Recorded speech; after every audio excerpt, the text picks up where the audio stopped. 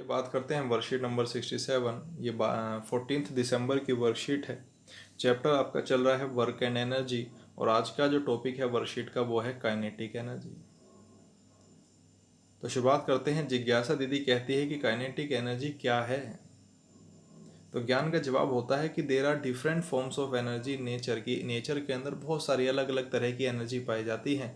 An object possesses kinetic energy while it moves. और किसी भी ऑब्जेक्ट में जो काइनेटिक एनर्जी है वो कब उसके अंदर आएगी, जब वो मूव करेगा, जब वो एक स्थान से दूसरे स्थान पर जाएगा।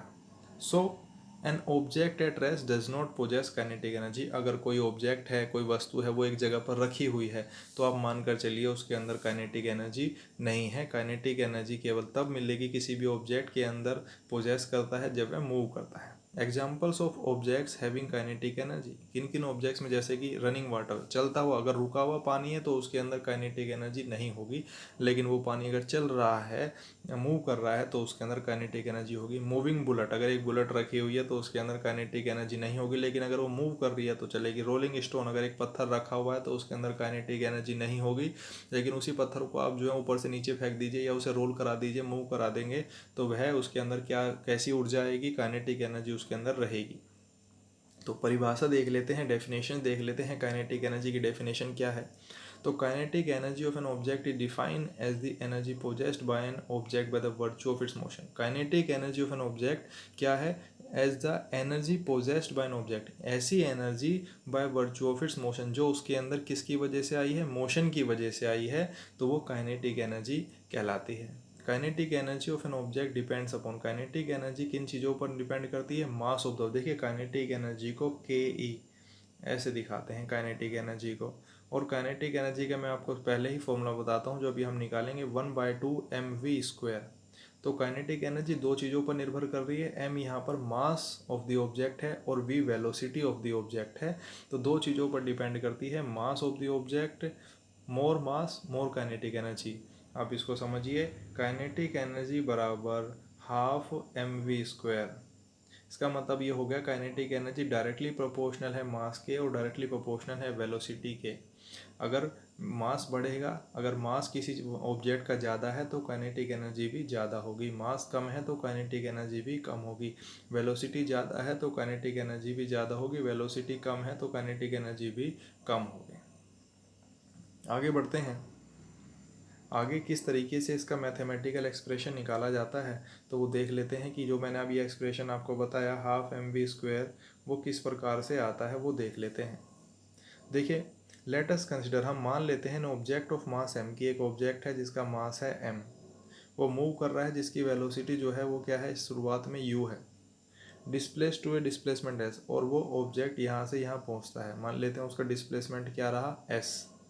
Late a force F be acting on it, और उस ऑब्जेक्ट के ऊपर जो फोर्स लग रहा था वो क्या है, एफ हमने मान लिया। And it produce an acceleration, और फोर्स लगने की वजह से उसका एसिलरेशन क्या हुआ, वो ए हुआ। टू इंक्रीज जिसकी वजह से उसकी वेलोसिटी जो शुरुआत में यू थी अब क्या हो गई वी। तो वर्क डन क्या होता है, वर्क डन का फॉर्मूला होता है F into S, force into displacement. तो वही हम यहाँ पर फॉर्मूला लगाएंगे, फोर्स इंटू डिस्प्लेसमेंट। और दूसरा जो न्यूटन्स का लॉ था उसके हिसाब से फोर्स क्या होता है, एम इंटू ए, मास इंटू एसिलरेशन। तो यहाँ से हम लिख सकते हैं, यहाँ से देखिए, एक वर्क डन हो गया फोर्स इंटू डिस्प्लेसमेंट, और हम जानते हैं फोर्स बराबर एम ए। तो ये एम ए जो है वो यहाँ रखा जा सकता है फोर्स की जगह पर, यानी वर्क डन क्या बन गया, एम ए इंटू में एस। तो ये हमारे पास में एक जो है, हमारे पास में इक्वेशन यहाँ से मिल गई। देखिए किस तरीके से आ गई। और थर्ड इक्वेशन जो है हमारे पास है, मोशन में हमने पढ़ी थी, v² - u² बराबर 2as, या s क्या है, डिस्प्लेसमेंट। तो यहाँ से अगर मुझे s निकालना है तो मैं क्या कर सकता हूँ, v² - u², ये जो 2a है वो नीचे आ जाएगा, 2a बराबर s। तो वही अगली इक्वेशन हमको यहाँ से मिल गई। अब मेरे पास एक तो s की ये आ गई डेफिनेशन, एक हमारे पास ये आ गया वर्क डन बराबर एम ए इंटू एस। तो यहाँ ये जो s की वैल्यू है वो इस s की जगह पर रखी जा सकती है। तो ये इक्वेशन क्या बनेगी, w बराबर m इंटू ए इंटू v² - u², 2a, जहाँ पर हमने s की जगह पर s की इक्वेशन को रख दिया। अब यहाँ से आप देखिए कि नीचे वाले a से ये a कट जाएगा, तो बचेगा क्या, v square minus u square बचेगा ऊपर का, और ये 2 नीचे आ गया, 1/2 m रह गया।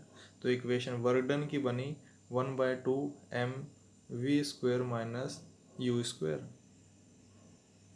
If the object is at rest initially, अगर ऑब्जेक्ट शुरुआत में मान लेते हैं कि वो यू रेस्ट पर था, तो ये यू की वैल्यू 0 हो जाएगी, तो ये यू भी हट जाएगा यहाँ से। इक्वेशन बनेगी W बराबर हाफ एम वी स्क्वायर। अब वर्क डन क्या होता है, वर्क डन ही तो एनर्जी होता है। वर्क डन किसके बराबर है भाई, जो काम किया गया उसको एसिलरेट करने के लिए, डिस्प्लेस करने के लिए, वो किसकी वजह से हुआ, एसिलरेशन एनर्जी की वजह से हुआ। और मूव करने के लिए जो एनर्जी लगाई जाती है किसी ऑब्जेक्ट को अगर मूव करा जाता है, तो उसमें एनर्जी कौन सी होती है, काइनेटिक एनर्जी। तो वर्क डन की जगह हम लिख सकते हैं काइनेटिक एनर्जी बराबर हाफ एम वी स्क्वायर। तो ये आपके पास में फिर वो आ गई है, हमारे पास में इक्वेशन आ गई फॉर एन ऑब्जेक्ट। अगर कोई ऑब्जेक्ट रेस्ट पर है, शुरुआत में 0 है, तो उसकी जो काइनेटिक एनर्जी होगी रेस्ट पर क्या हो जाएगी, वो 0 हो जाएगी। वो तो हम जानते ही हैं कि अगर कोई ऑब्जेक्ट रेस्ट पर है तो काइनेटिक एनर्जी उसके अंदर होगी ही नहीं ना। अगर मान लो ऑब्जेक्ट रेस्ट पर है तो ये तो 0 हो गया, और जब ये 0 हो गया तो पूरी वैल्यू ही क्या हो जाएगी, 0 हो जाएगी। और हम ये जानते हैं for an object at rest you बराबर 0, therefore kinetic energy of an object is at rest is 0। कोई बॉडी अगर रखी हुई है तो हम जानते हैं काइनेटिक एनर्जी उसमें होती ही नहीं है, तो 0 ही होगी। तो ये था आपका काइनेटिक एनर्जी का डेरिवेशन। अच्छा, ये डेरिवेशन आता है एग्जाम्स में, वो डिराइव कराता है कई बार काइनेटिक एनर्जी का, तो ये आपको आना चाहिए। और 2-3 इक्वेशन इसके अंदर यूज़ हुई हैं, आपको ये पता होना चाहिए। F बराबर एम ए वाली इक्वेशन, और ये v square minus u square by 2a, और वर्क डन बराबर एम ए इंटू एस। और क्यों हम वर्क डन को बाद में जाकर क्या लिख देते हैं, काइनेटिक एनर्जी। एक एग्जाम्पल दिया है, क्वेश्चंस आपको दिए गए हैं, उनका सॉल्यूशन देख लेते हैं। एक ऑब्जेक्ट है जिसका मास है 10 kg, तो मास हमको मिल गया 10 kg, और वो ऑब्जेक्ट मूव कर रहा है वेलोसिटी के साथ में। वो वेलोसिटी क्या है, 4 मीटर पर सेकेंड है। फाइंड आउट काइनेटिक एनर्जी निकालो। तो सबसे पहले जो पूछा है काइनेटिक एनर्जी पूछा, फॉर्मूला लगा दो 1/2 एम वी स्क्वायर। अब देख लो मास हमको उसमें दिया है 10 kg और वी दिया है 4, तो रख दो, कुछ नहीं करना, सिंपल कैलकुलेशन है, 10 जूल आपके पास में एनर्जी निकल कर आ जाएगी। उसके बाद अगला क्वेश्चन दिया है, calculate the work to be done to increase the velocity of a car from 30 kilometre per hour to 60 kilometre per hour. कि हमारे पास में आपको निकालना है कि कितना वर्क किया गया। तो आप देख रहे हैं कि वर्क और काइनेटिक एनर्जी सेम ही है, कि काइनेटिक एनर्जी ही पूछ रहा है वो एक तरीके से। तो calculate the work to be done, कितना वर्क किया जाए एक कार पे जो 30 किलोमीटर प्रति घंटा से चल रही थी, और उसको हमें किस पे चलाना है, 60 किलोमीटर प्रति घंटा पे। तो कितना काम किया जाए, the mass of the car, अगर कार का जो मास है वो क्या है, 1500 किलोग्राम है। तो एक तो इसकी जो यूनिट बनती है वो मास की किलोग्राम और मीटर। अगर किलोग्राम हम यूज़ कर रहे हैं मास को, तो जो हमारी स्पीड होती है वो किलोग्राम मीटर पर सेकंड हम यूज़ करेंगे। तो हमारा काम है कि ये जो 30 किलोमीटर पर आवर है और 60 किलोमीटर पर आवर है, कि शुरुआत में वो कार 30 किलोमीटर से चल रही थी, बाद में 60 से चलने लगी। तो इस किलोमीटर पर आवर को हम मीटर पर सेकंड में चेंज करते हैं। तो जब किलोमीटर पर आवर को से मीटर पर सेकंड में चेंज करते हैं, तो हम उसको 5/18 से उसकी गुणा कर देते हैं। तो 30 किलोमीटर पर आवर को अगर मुझे मीटर पर सेकंड में करना है, तो 30 गुणा 5/18 मैं कर दूंगा, मेरे पास में 25/3 मीटर पर सेकंड आएगी। और जब 60 को करूँगा तो इसे 60 लिख दूंगा और 5/18। अगर इसका उल्टा करना होता, मीटर पर सेकंड से किलोग्राम सॉरी किलोमीटर पर सेकंड में अगर करना होता, तो मैं इसको उल्टा कर देता, 18/5 से गुणा करता। तो ये 5/18 वैसे ही किया गया है, आपके पास में दोनों वैल्यूज़ आ गई। तो वर्क डन जो किया गया वही काइनेटिक एनर्जी का फॉर्मूला, की शुरुआत में कितना था, 1/2 m। शुरुआत में हमारी जो स्पीड थी वो क्या थी, मतलब बाद में फाइनल को जब हम माइनस करेंगे तो यहाँ से हम ये वाला फॉर्मूला यहाँ से लगाएंगे, क्योंकि ये तब आता है जब वेलोसिटी इनिशियली 0 हो। अब यहाँ पर इनिशियल 0 नहीं थी, इनिशियल यहाँ पर कितनी है, 25/3। तो वही हमने किया है। और हम क्या करते हैं, फाइनल में से इनिशियल को माइनस करते हैं। तो v square minus u square लगा दिया।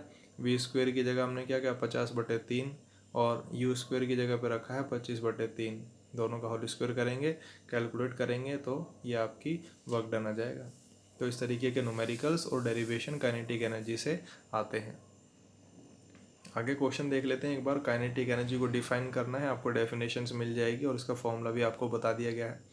What would be the kinetic energy, अगर कोई कार गैराज के अंदर खड़ी हुई है, कार स्टैंडिंग है, तो उसकी काइनेटिक एनर्जी क्या होगी आप बता सकते हैं, अगर आपने कंसेप्ट ऊपर वाला समझा है तो। On what factors does the kinetic energy, किन किन चीज़ों पर काइनेटिक एनर्जी निर्भर करती है, डिपेंड करती है, तो आपको बता दिया है कि काइनेटिक एनर्जी के फॉर्मूले से ही आपको पता चल जाएगा कि मास और वेलोसिटी पर निर्भर करती है। फिर न्यूमेरिकल क्वेश्चन है कि काइनेटिक एनर्जी किसी ऑब्जेक्ट की जिसका मास m है, वो मूव कर रही है 5 मीटर पर सेकंड से, और वो उसकी काइनेटिक एनर्जी 25 जूल इस बार दे रखी है। अगर इसकी काइनेटिक एनर्जी को क्या होगी अगर मैं इसकी वेलोसिटी को दुगना कर दूं, यानी जो 5 है 5 की जगह पर 10 कर दी जाए, तो आप उसकी क्या निकालिए, काइनेटिक एनर्जी निकालना है। उसके बाद है 5वां क्वेश्चन है सर्टेन फोर्स, कि कोई फोर्स है जो लग रहा है, हमें नहीं पता कौन सा फोर्स कितना लग रहा है, सर्टेन फोर्स लग रहा है 12 kg मास के ऊपर, और जिसकी वजह से उसकी जो वेलोसिटी है वो 5 मीटर पर सेकंड से कितनी हो जाती है, 2 मीटर पर सेकंड हो जाती है।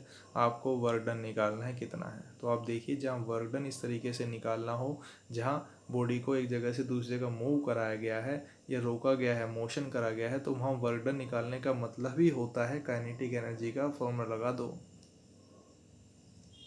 तो ये आपकी वर्कशीट है। Thank you very much.